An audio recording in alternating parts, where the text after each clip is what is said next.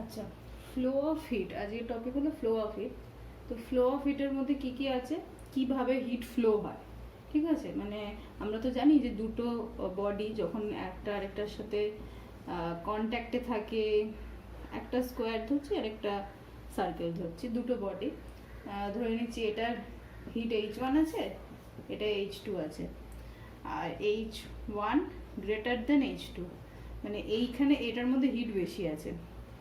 তো কি হবে না, এটা থেকে এটাই হিট ট্রান্সফার হবে, ঠিক আছে। তো এই যে হিটের ফ্লো, এটা কত ধরনের হতে পারে। তো ফার্স্ট আমরা কি জানি, কন্ডাকশন। ফার্স্ট হলো কন্ডাকশন অফ হিট, সেকেন্ড আসছে কনভেকশন,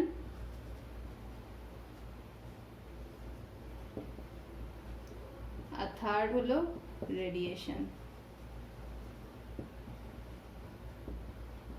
কন্ডাকশন, কনভেকশন, রেডিয়েশন, এই থ্রি টাইপের হিট ফ্লো হয়। তো তিনটেই আমাদের সিলেবাসে আছে, আমরা তিনটেই পড়বো। তো ফার্স্ট যেটা বলছি সেটা হলো কন্ডাকশন।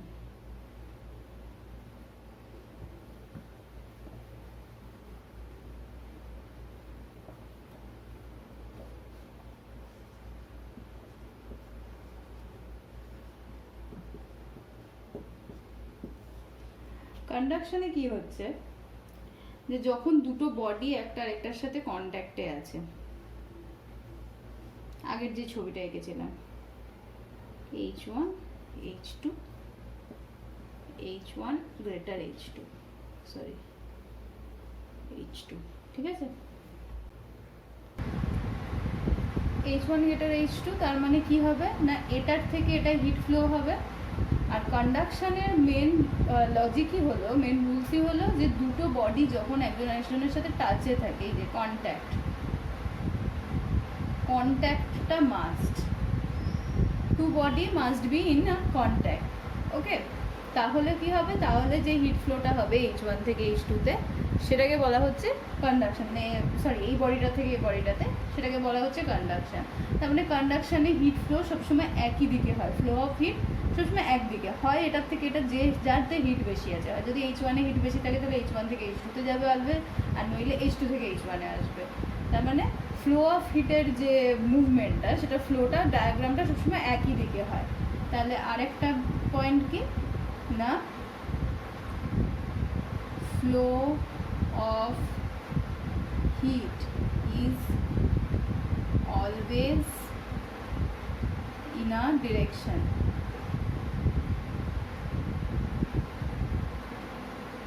ঠিক আছে, সবসময় একই দিকে ফ্লোটা হবে। নেক্সট কি বলছে, যে কি কি কন্ডিশন লাগবে কন্ডাকশন অফ হিটের জন্য। ফার্স্ট কন্ডিশন তো এটা, যে হিটটাকে মানে একটা থেকে আরেকটার হিট যেন বেশি হয়, কন্ট্যাক্টে থাকে তো ফার্স্ট বলেই দিয়েছি। নেক্সট হলো হিট যেন বেশি হয় একজনের থেকে একটা, দুজন যদি সমান হয় তখন কিন্তু হবে না, মানে H1 not equals to H2, কোনো দিন যদি এইটা সমান হয়ে যায়, এটার হিট আর এটার হিট, তাহলে কিন্তু কন্ডাকশন হবে না। মানে কি, দুজনের যদি হিট আলাদা থাকে, দুজনের টেম্পারেচারও আলাদা থাকবে, T1 আর T2 টেম্পারেচার, এটাও আলাদা হতে হবে, হিট আর টেম্পারেচার এই দুটো যেন আলাদা থাকে, তবে কন্ডাকশনের মেন যে আমাদের কি বলবো কন্ডিশন, যেই কন্ডিশনগুলো স্যাটিসফাই হওয়া দরকার কন্ডাকশন অফ হিটের জন্য, সেগুলো হবে। এরপর কন্ডাকশন কীভাবে হতে পারে, কন্ডাকশনের দুটো ব্যাপার আছে, যে কন্ডাকশন কাদের মধ্যে ভালো হয়। তো ফার্স্ট যেটা যাদের মধ্যে ভালো হচ্ছে, সেটাকে আমরা বলবো গুড কন্ডাক্টর, যেসব জিনিস ভালো হিট কন্ডাক্ট করতে পারে, গুড কন্ডাক্টর। আর সেকেন্ড আসছে যারা ভালো হিট কন্ডাক্ট করতে পারে না, ব্যাড কন্ডাক্টর, ঠিক আছে। তাহলে যাদের মধ্যে হিট ক্যাপাসিটিটা ভালো, মানে যারা হিট ধরে রাখতে পারে, যারা হিট ভালো ফ্লো করাতে পারে নিজেদের মধ্যে দিয়ে, তারা হলো গুড কন্ডাক্টর। যারা হিট ফ্লো করাতে পারেন না নিজেদের মধ্যে দিয়ে, তাদেরকে বলা হচ্ছে ব্যাড কন্ডাক্টর, ঠিক আছে। তো এদের ডেফিনেশনস তো বইতে আছে, ওগুলো পড়তে হবে। তারপর আসছে যে গুড কন্ডাক্টরের এক্সাম্পল, গুড কন্ডাক্টরের কি এক্সাম্পল দিতে পারি আমরা, যে কোনো মেটাল, যে কোনো মেটাল, আর ব্যাড কন্ডাক্টর হলো যে কোনো নন মেটাল। ঠিক আছে, ডিটেলস এক্সাম্পল বইতে আছে।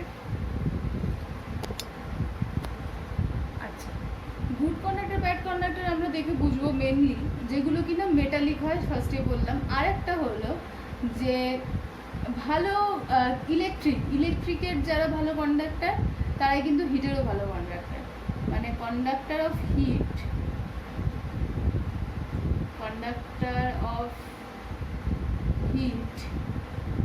মোস্টলি ইকুয়াল হয়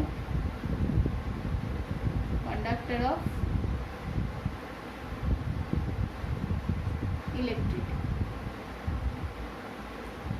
ঠিক আছে, ইলেকট্রিকের যারা ভালো কন্ডাক্টর তারাই হিটেরও ভালো conductor. So metal, mainly metal. আর নন মেটালের মধ্যে আমরা বলতে পারি লিকুইড,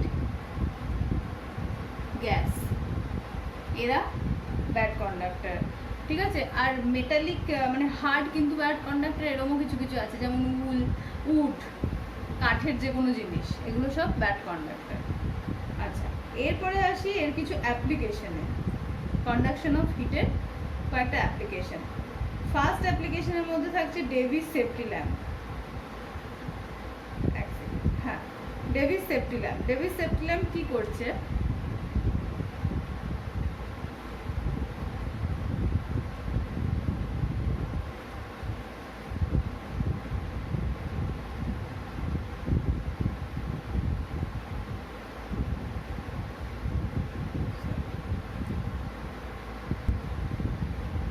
ডেভিস সেফটি ল্যাম্পে কি বলা হচ্ছে যে একটা ল্যাম্প থাকে, এরকম সিলিন্ড্রিক্যাল একটা জায়গার মধ্যে একটা ল্যাম্প থাকে।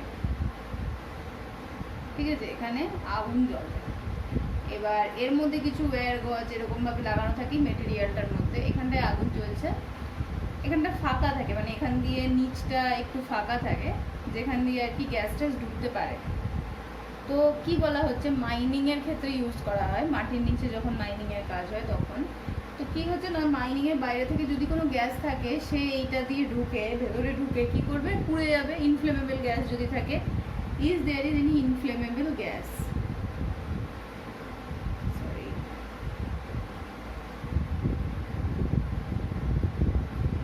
ইনফ্লেমেবল গ্যাস, যদি কোনো ইনফ্লেমেবল গ্যাস থাকে তাহলে কি হবে না, ওরা এই ল্যাম্পটার ভেতর দিয়ে ঢুকে যাবে, ঢুকে গিয়ে কী হবে না, জ্বলে যাবে। ভেতরে যেহেতু আগুন জ্বলছে জ্বলে যাবে, কিন্তু এক্সপ্লোড করবে না। জ্বলে যে গেলেই যে এক্সপ্লোড করবে তা না, এক্সপ্লোড করার জন্য একটা পার্টিকুলার একটা টেম্পারেচারের দরকার হয়। তো এই গজটা, ওয়্যার গজ যেটাকে বলা হচ্ছে, ওয়্যার গজটা এমনভাবে তৈরি, এই মেটেরিয়ালটা এমন মেটেরিয়াল দিয়েই তৈরি যেটা কিনা কখনো ওই টেম্পারেচারে যায়ই না। এরা গুড কন্ডাক্টর অফ হিট মানেই হলো হিটটাকে খুব ভালো স্প্রেড করে দিতে পারে, ছড়িয়ে দিতে পারে সব জায়গায়। যারা কন্ডাক্টর অফ হিট, ভালো কন্ডাক্টর অফ হিট হয় না, তারা কিন্তু তাড়াতাড়ি জ্বলে যায়। যেমন কাঠ কিন্তু হিট ভালো ফ্লো করাতে পারে না, তাই জন্য ওদের তাড়াতাড়ি আগুন লেগে যায়।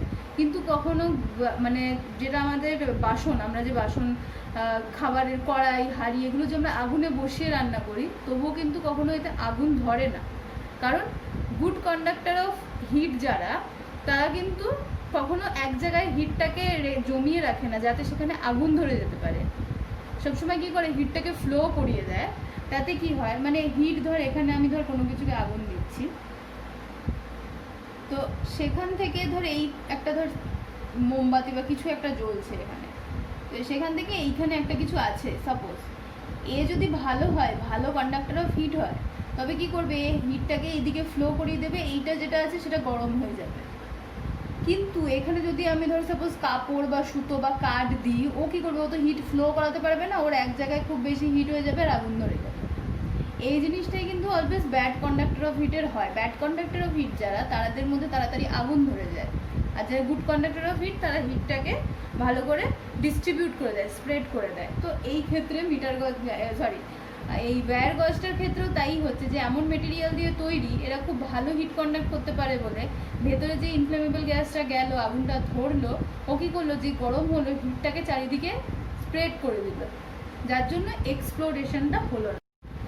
আচ্ছা, এরপর কতগুলো ইউজ আছে ব্যাড কন্ডাক্টর অফ হিটের, ঠিক আছে? ব্যাড কন্ডাক্টর অফ হিটের ইউজগুলো একবার বই থেকে দেখে নিতে হবে, বই থেকে মার্ক করে দেবো।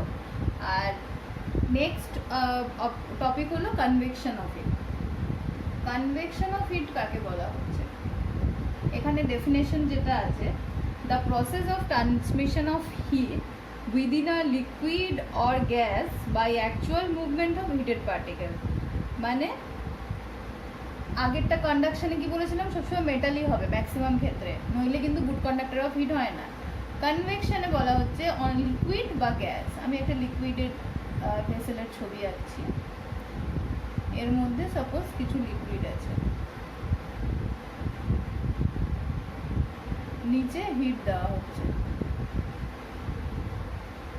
বার্নার দিয়ে হিট দেওয়া হচ্ছে,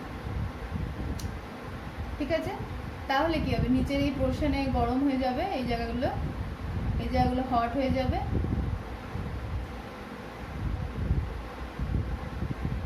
আস্তে আস্তে ওপরের এই জায়গাটা কম্পারেটিভলি কোল্ডার, এই জায়গাটা খুব বেশি গরম আর এই জায়গাটা কম্পারেটিভলি কোল্ডার, তাই তো?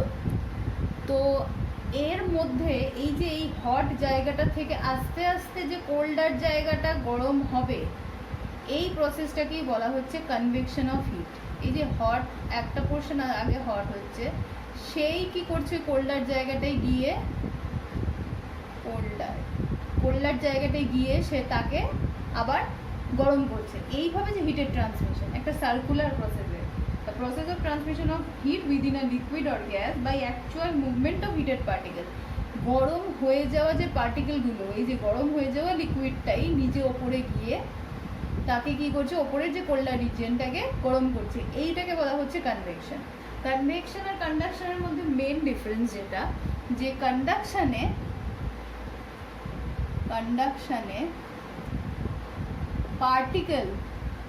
পার্টিকেলের কোনো মুভমেন্ট হয় না, পার্টিকেলস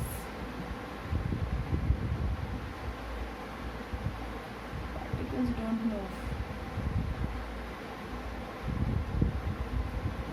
পার্টিকেলগুলো কিন্তু নড়াচড়া করে না।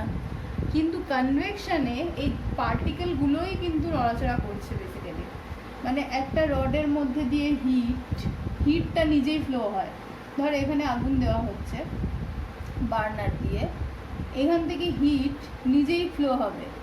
এর ভিতরে যে ছোটো ছোটো পার্টিকেল আছে তাদের হয়তো একই জায়গায়, তাদের হয়তো র্যান্ডাম একটা মোশন হতে পারে ওপর নিচ, কিন্তু এরা কখনোই পার্টিকেলগুলো এখানে গিয়ে চলে যাবে না, পার্টিকেল কখনো যায় না। হিট নিজে এখান থেকে প্রথমে এই জায়গাটা গরম হবে, তারপরে হিটটা ফ্লো হতে হতে হতে হতে এই জায়গায় যাবে, কিন্তু পার্টিকেলগুলো যে যা নিচের জায়গাতেই থাকে। কন্ডাকশন আর কনভেকশনের মেন ডিফারেন্সই এইটা, ঠিক আছে? এবারে কনভেকশনের যে মেন ছবিটা আমি যদি আঁকি, কনভেকশনের ছবিটা কি না, সাপোজ এখানে কিছুতে একটা আগুন জ্বলছে, এরকম একটা কোনো জায়গা তাতে আগুন জ্বলছে,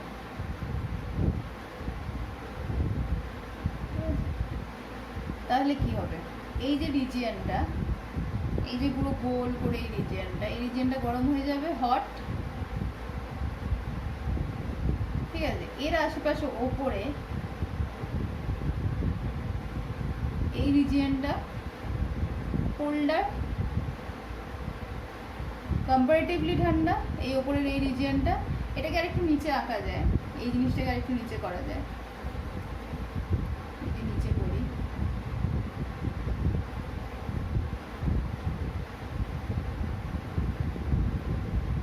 তাহলে এই রিজিয়নটা হট আর এই রিজিয়নটা কম্পারেটিভলি কোল্ডার। যে রিজিয়নটা হট সেই রিজিয়নটা কি, লো প্রেশার রিজিয়ন,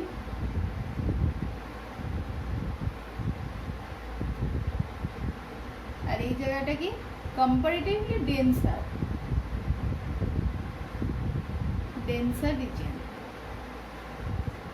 কারণ হিট দিলে সেই জায়গাটা সবসময় হালকা হয়ে যায়, মানে যখন গরম কোনো পার্টিকেলকে হিট দেওয়া হয় বা গরম করা হয় কোনো কিছুকে, সে হালকা হয়ে যায়, অনেক বেশি মানে এক্সপ্যান্ড করে বলা যায় জায়গাটা। যেমন দুধের ক্ষেত্রে দুধ গরম করার সময় দুধ উতলে ওঠে, মানে কি দুধটা এক্সপ্যান্ড করছে, গরম করলে জিনিস এক্সপ্যান্ড করে, সেটা তো জানিস। তো যেখানে আগুনটা জ্বলছে তার আশেপাশে রিজিয়নটা হট, আর তার ওপরের যে রিজিয়ন মানে তার থেকে দূরের রিজিয়ন, এই রিজিয়নগুলোকেও আমি বলতে পারি যে অনেক ডেন্সার আর কোল্ডার। তাহলে কি হচ্ছে, কি হবে, হট যে রিজিয়ন, হট রিজিয়নের যে পার্টিকেলগুলো, এখানে যে এয়ার পার্টিকেল আছে তারা হট হয়ে গিয়ে কি ওপরে উঠে যাবে, হট পার্টিকেলস ওপরে উঠে যাচ্ছে। কোল্ডার রিজিয়নের পার্টিকেলগুলো কি অনেক বেশি ভারী, কোল্ডার রিজিয়নের পার্টিকেল, ডেন্সার বলেছি, ডেন্সার রিজিয়ন তার মানে কি এইগুলো পার্টিকেলগুলো অনেক বেশি ভারী, এইগুলো লাইট, হট পার্টিকেলস লাইটার। আর এর কি অনেক বেশি ভারী, তাহলে কি হবে, এরা নিচে নেমে আসবে আস্তে আস্তে, এদের নেচারই তো, গ্র্যাভিটি ওদের পুল করবে, তাই তো। কোল্ডার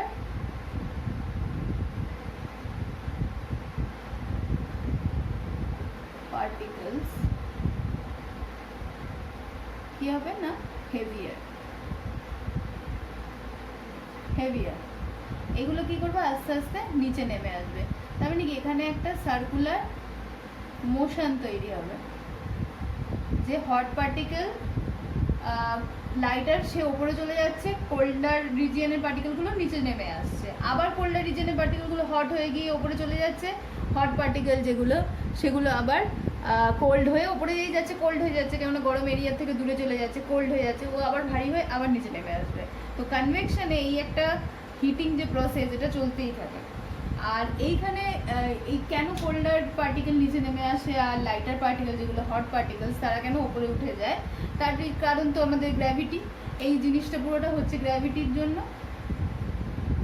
গ্র্যাভিটির জন্য, যে গ্র্যাভিটেশনাল পুলের জন্য ডেন্সার রিজিয়ন থেকে পার্টিকেলগুলো নিচে নেমে আসছে আর লাইটার রিজিয়ন থেকে পার্টিকেলগুলো উপরে চলে যাচ্ছে।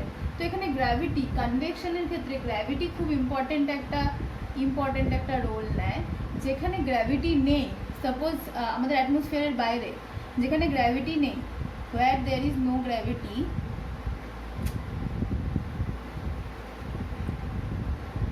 সরি কথাটা বলছে না, যাই হোক, যেখানে গ্র্যাভিটি নেই সেখানে কিন্তু কনভেকশন কাজ করবে না, কনভেকশনের কোনো মানে এই প্রসেসটাই পুরো হবে না, কারণ সেখানে লাইটার পার্টিকেল ডেন্সার পার্টিকেল বলে আলাদা করে কিছু নেই।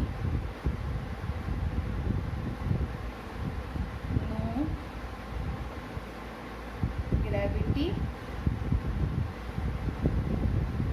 No convection.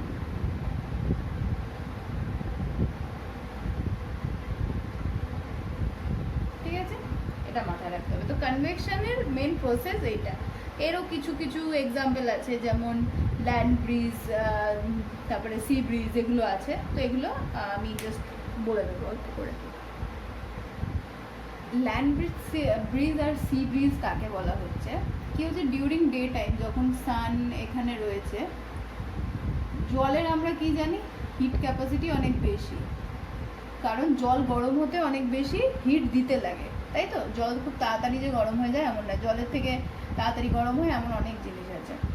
তো যখন ডে টাইমে কি হচ্ছে, যখন সান একদম খুব হিট দিচ্ছে, সমুদ্রের জল সেটা কিন্তু গরম হতে অনেক টাইম লাগছে, হিট হতে অনেক টাইম লাগছে, তাড়াতাড়ি গরম হচ্ছে না।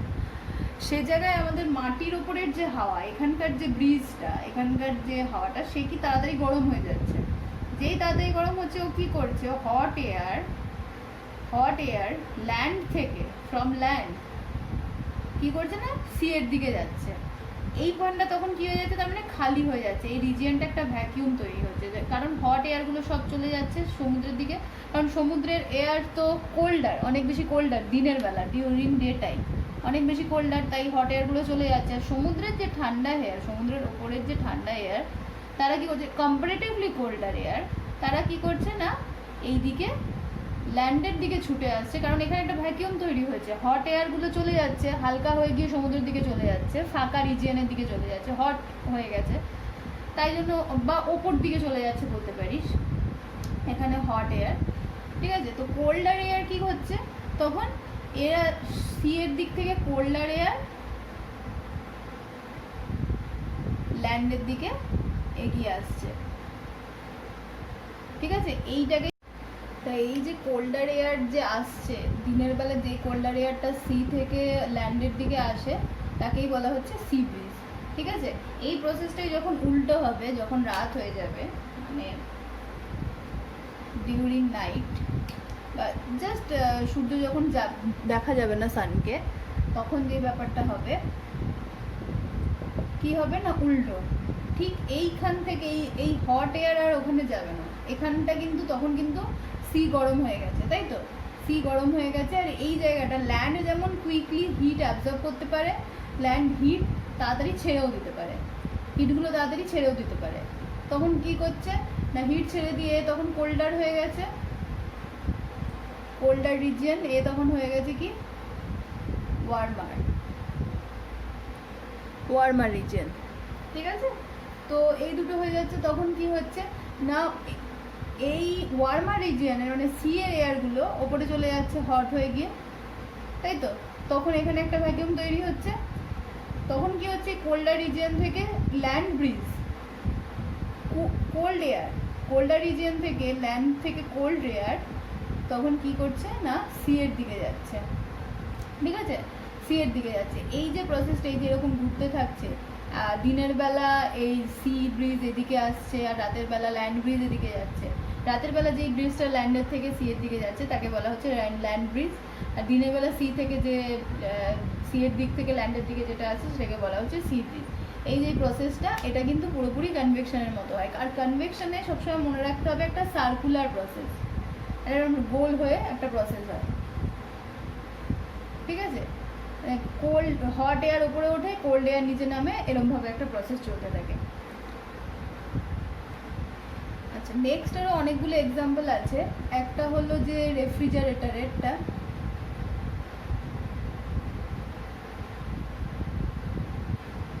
রেফ্রিজারেটরের কুলার যেটা, মানে যেটা আর কি ডিপ ফ্রিজ যাকে আমরা বলি, সরি রেফ্রিজারেটরের ডিপ ফ্রিজ যাকে আমরা বলি, সেটা ওপরে থাকে, টপে থাকে। সেটা কেন থাকে সেটা এখানে লেখা আছে। আগের দিন বলেছিলাম যে কোল্ড এয়ার সবসময় ভারী হয়, তো রেফ্রিজারেটরের এই ওপর দিকটা যখন কুল থাকে, ওপর দিকটায় যখন বরফ তৈরি হচ্ছে, এখানটায় যখন বরফ তৈরি হচ্ছে, ও কী করছে, ভারী এয়ার তো সঙ্গে সঙ্গে নিচে না পাঠিয়ে দিচ্ছে পুরো, তাতে পুরো রেফ্রিজারেটরটা ঠান্ডা হচ্ছে। কিন্তু হ্যাঁ, ওপরটা সবসময় বেশি ঠান্ডা থাকে, ওই জন্য ডিপ ফ্রিজ সবসময় ওপরে থাকে। আর নেক্সট আরেকটা আছে যে ট্রেড উইন্ড। ট্রেড উইন্ড কাকে বলছে, যে পৃথিবী আর্থের এই ইকুয়েটার রিজিয়নটায় ডিরেক্টলি সানলাইট পড়ে, আর এই রিজিয়নে অনেক ইনক্লাইন্ড হয়ে সানলাইট পড়ে, পোলার রিজিয়নগুলোতে। ঠিক আছে, তো ওই ডিরেক্টলি সানলাইট যেখানে পড়ছে ইকুয়েটারে, সেই জায়গার এয়ারগুলো অনেক বেশি হালকা হয়, হয়ে কি হয়, এই দিকে এরকম দুটো দিকে চলে যেতে থাকে এয়ারগুলো, তাই। আর এই রিজিয়নগুলো অনেক বেশি ডেন্সার হয়, তো এইগুলোকে বলা হচ্ছে ট্রেড উইন্ড। এই ইকুয়েটারের দিক থেকে পোলার দিকে যেগুলো যাচ্ছে সেগুলোকে বলা হচ্ছে এরকম ট্রেড উইন্ড। ঠিক আছে, আর এরপর যে টপিকটা আসছে সেটা হলো রেডিয়েশন। রেডিয়েশন অফ হিট কাকে বলছে? রেডিয়েশন অফ হিট হলো সবচেয়ে ইন্টারেস্টিং, কারণ রেডিয়েশনের জন্য কোনো রকম কোনো মিডিয়াম লাগে না, মানে সলিড বা লিকুইড বা গ্যাস, কোনো মিডিয়ামই লাগে না রেডিয়েশনের জন্য। রেডিয়েশন এই মানে এগুলোর মধ্যেও হয় রেডিয়েশন, এমন নয় যে এগুলোর মধ্যে হয় না, বাট রেডিয়েশন নর্মালি কি হয়, radiation can ochre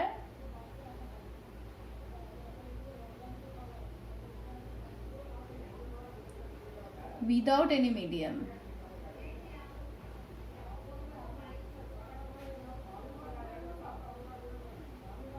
without any medium, কোনো রকম মিডিয়াম ছাড়াই রেডিয়েশন হতে পারে। ঠিক আছে, এটাই হলো রেডিয়েশনের মেন ফিচার যাকে বলা যায়। তো এই ডেফিনেশনে কি বলছে না, radiation is the most mode of transfer of heat that takes place from a hotter body to a colder space without the aid of any medium, and in the process the intervening medium if any is not heated up.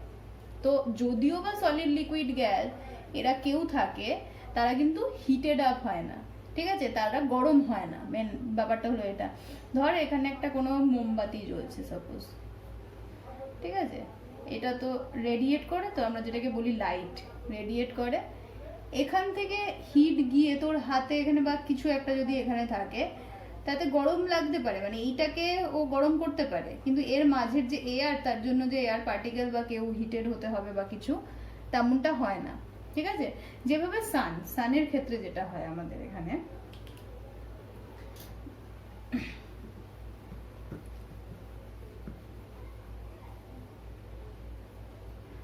যেভাবে সান থেকে আমাদের আর্থে hit আসে,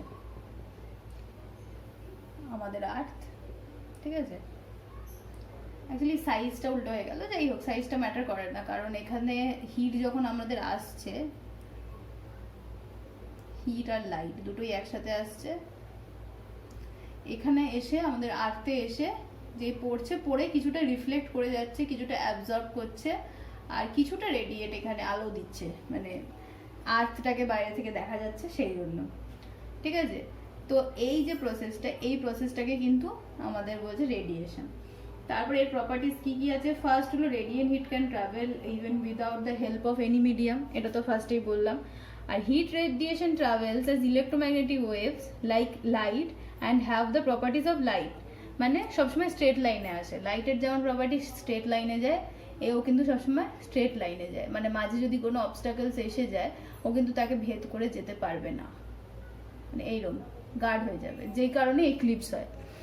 guard মানে মিডিয়ামকে ভেদ করে আসতে পারে না বলেই কিন্তু এক্লিপস হয়। ঠিক আছে, the velocity of propagation of radiant heat in vacuum is equal to that of light in vacuum. লাইটের যা ভেলোসিটি, হিট রেডিয়েশনেরও তাই velocity. It doesn't warm up effectively the intervening medium, সেটা ডেফিনেশনেই বলা আছে। আর it reflects better from a white surface than from a dark or coloured surface. ঠিক আছে, হোয়াইট সারফেসে কিন্তু রেডিয়েশন ভালো হয়, হোয়াইট সারফেসে রেডিয়েশন ভালো হচ্ছে।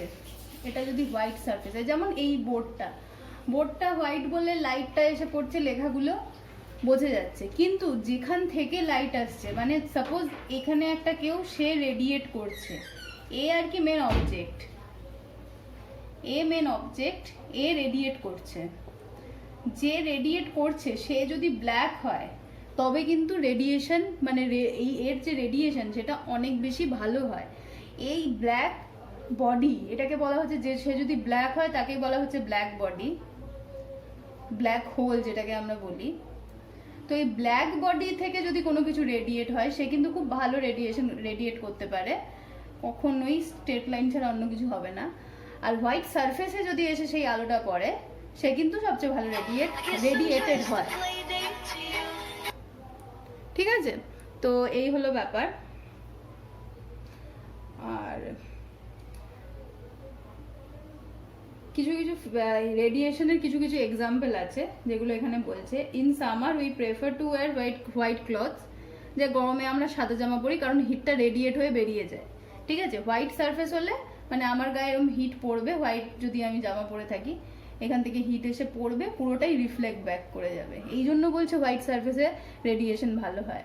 আর ব্ল্যাক বডি থেকে রেডিয়েশন ভালো হয়, দুটোর মধ্যে ডিফারেন্স আছে, মানে এটা বেস্ট। ব্ল্যাক বডি থেকে রেডিয়েশন হচ্ছে, হোয়াইট সারফেসে গিয়ে পড়ছে, সবচেয়ে ভালো এই রেডিয়েশনটা, এরও সবচেয়ে ভালো হবে, ওর গা থেকে রিফ্লেক্টও হয়ে আসবে। ব্ল্যাক বডি সবচেয়ে বেশি ভালো আলো রিফ্লেক্ট করতে পারে, তাই হোয়াইট সারফেস সবচেয়ে সুন্দর আলো রিফ্লেক্ট করতে পারে, তাই জন্য এই জিনিসটা বলা হচ্ছে।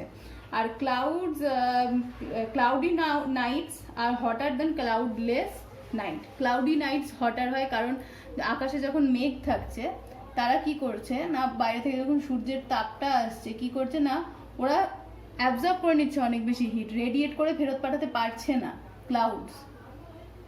ঠিক আছে, ক্লাউডস যখন আকাশে থাকে, যখন সান থেকে হিট আসছে, মানে আমি এখানে যদি একে দেখাতে পারি, সান থেকে যে হিটটা আসছে, এখানে যদি ক্লাউডস থাকে, ওরা কি করছে না, হিটটা অ্যাবজর্ব করে নিচ্ছে অনেক বেশি, রেডিয়েট করতে পারছে না, এই জিনিসটা হচ্ছে না, তাই জন্য কিন্তু ক্লাউডি নাইটস ওয়ার্মার হয় ক্লাউডলেস নাইটের থেকে। ঠিক আছে, তো আর এই যে outer surface at bottom of cooking utensil coated with black colour, মানে আমাদের কড়াই, কোনো অনেক কড়াইতে দেখবি, বা এমনি যে এখন যে স্টেনলেস স্টিলের কড়াইগুলো হয়, তারও নিচটা যদি না হয়, যদি ইন্ডাকশন বেস না হয়, ইন্ডাকশন বেসের ব্যাপারটা আলাদা, ইন্ডাকশনে তো রেডিয়েশন হয় না, তাই ইন্ডাকশনের ব্যাপার। নর্মাল এমনি কড়াইগুলোর নিচটা ব্ল্যাক কালার করা হয়, ব্ল্যাক কালার করা হয় তার কারণ হলো যাতে হিটটা ও অ্যাবজর্ব করে নিতে পারে, ম্যাক্সিমাম হিটটা অ্যাবজর্ব করতে পারে, যাতে রেডিয়েশন বেশি না হয়, সেই জন্য। পুরোটা করা না গেলেও পিছনে অন্তত যতটুকু হিট লাগে ততটুকুকে ব্ল্যাক কালার করে দেওয়া হয়। তো এগুলো হলো রেডিয়েশনের এক্সাম্পল বা অ্যাপ্লিকেশন বলা যায়। এরপর আসছে থার্মোস ফ্লাক্স। থার্মোস ফ্লাক্সের শুধুমাত্র ফাংশনটাই পড়তে হবে, আর যদি ছবি আঁকতে বলে স্কুল থেকে তাহলে ছবি আঁকতে হবে। কি বলছে ফাংশনে, এটাকে স্যার জেমস ডিওয়ার এটাকে বানিয়েছিলেন, তো তার নামে ডিওয়ার্স ফ্লাক্সও বলা হয়। যে the space between the walls of double walled bottle is without any medium, মানে একটা বটল করা হচ্ছে, এখানে আছে একটা বটল যার ভেতরে দুটো লেয়ার, এর মাঝখানটা ফাঁকা রাখা হয় যাতে কন্ডাকশন আর কনভেকশন প্রসেসে কোনো রকম হিট ট্রান্সফার না হতে পারে, ঠিক আছে। নেক্সট বলা হচ্ছে the outer surface of the inner wall if at all radiate a very small quantity of heat but since it is silver. এর ভেতরের, এর বাইরের সারফেসটাকে আর এর ভেতরের সারফেসটাকে, এই দুটো সারফেসকে সিলভার কালার করা, যাতে কোনো যদি হিট রেডিয়েট করে যাতে রিফ্লেক্ট হয়ে আবার ব্যাক করে, যদি কোনো বাইচান্স যদি কোনো হিট রেডিয়েট করে সেটা রিফ্লেক্ট হয়ে আবার ব্যাক করে, সেই জন্য এটাকে করা হয়। আর এখানে তো কর্ক দিয়ে আটকানো থাকে যে কিনা হিট ট্রান্সফার করতে পারে না, হিটের ফ্লো মানে ব্যাড কন্ডাক্টর যাকে বলে, করতে পারে না। তো হিটটাও যেন মিনিমাল হিট বেরোয় সেইভাবে থার্মোফ্লাক্সকে বানানো হয়। দ্য মাউথ অফ, ওইটা যেটা বললাম যে mouth of double walled bottle is corked, so loss of heat বা ইভাপোরেশন ইজ মিনিমাল। তো এই হলো ফ্লো অফ হিটের মেন 3টে পয়েন্ট।